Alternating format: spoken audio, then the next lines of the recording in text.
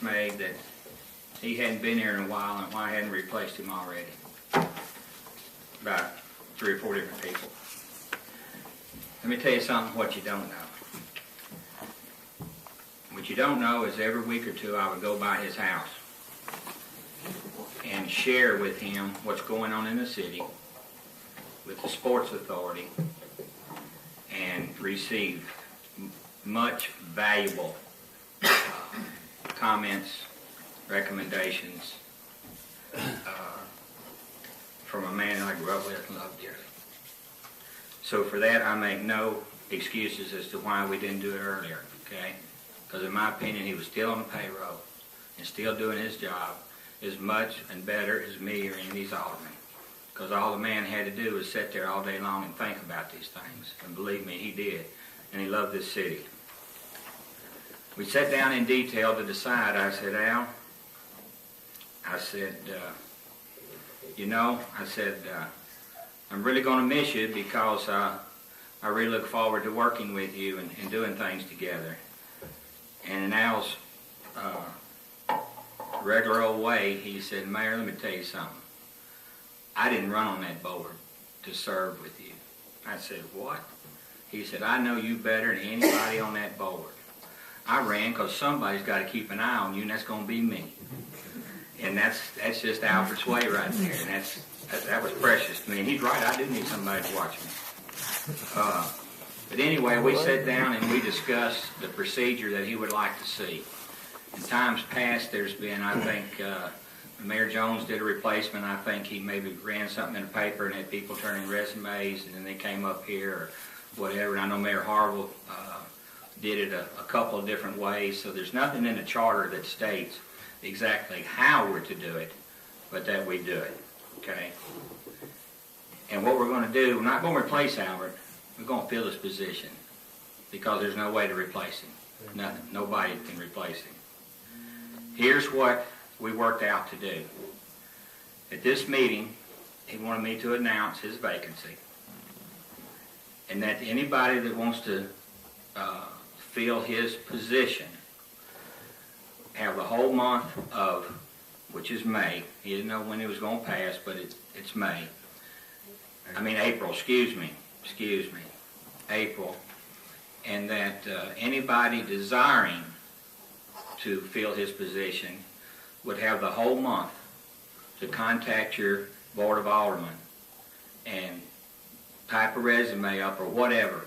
Go by and talk to your Board of Aldermen that you want to serve in this position, and you'll have to have one alderman will recommend one person. And if you've got friends in the community, if y'all know of somebody you'd like to see on this board, call your alderman. You got a whole month to do it. Call them at work. Call them at home. Work them up 2 o'clock in the morning.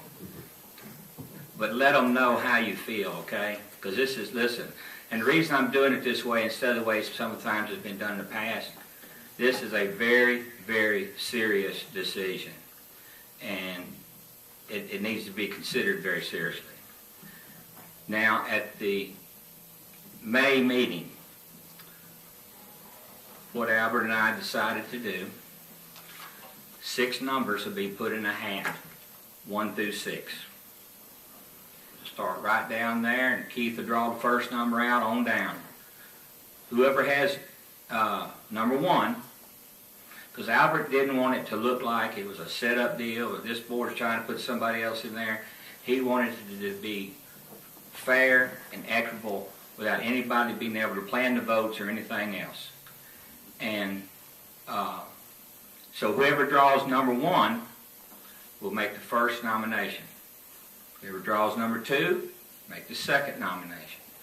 And it's going through all 6 aldermen, and they don't have to nominate somebody, they can pass. When all 6 aldermen have nominated somebody, then we will go back in the same order for voting.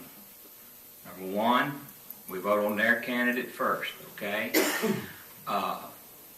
Also, the person that gets 4 votes first, it's not the highest number of votes.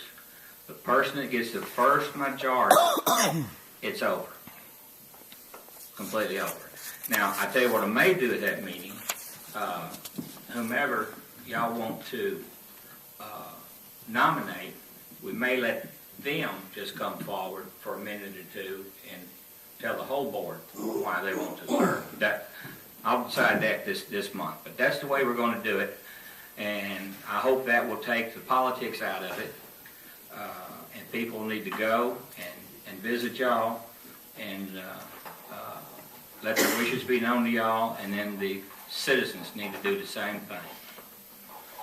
I will stay completely at it. I don't want to touch that with 10-foot pole, because that person's got to sit right here beside me. And that's the way that he desired, and we worked it out, and that's out of respect for Albert. That is the way it's going to be. So, do y'all, Alderman, have any questions about the procedure? I might not make myself clear. Sometimes I don't. I had no question about the procedure, but I just wanted to acknowledge the fact that you weren't the only person up here that was not allowing Albert to vacate his seat, because this whole board was in support of that decision at the time. Right. Absolutely. He's well worth it. Very much so.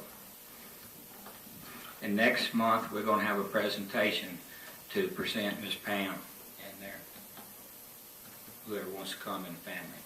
She's out of town, I think, Arkansas, visiting with her sister, and we've got a presentation that we're going to present to the family next month. All right, no questions. We'll move on. I've got an announcement to make. At Thursday the 7th, 11 o'clock, Veterans Parkway will be dedicated. The governor's going to be here. We're looking for a big crowd. And before we open it to business from the floor, I would like to see Commissioner Rowland out there. He's been at hard work.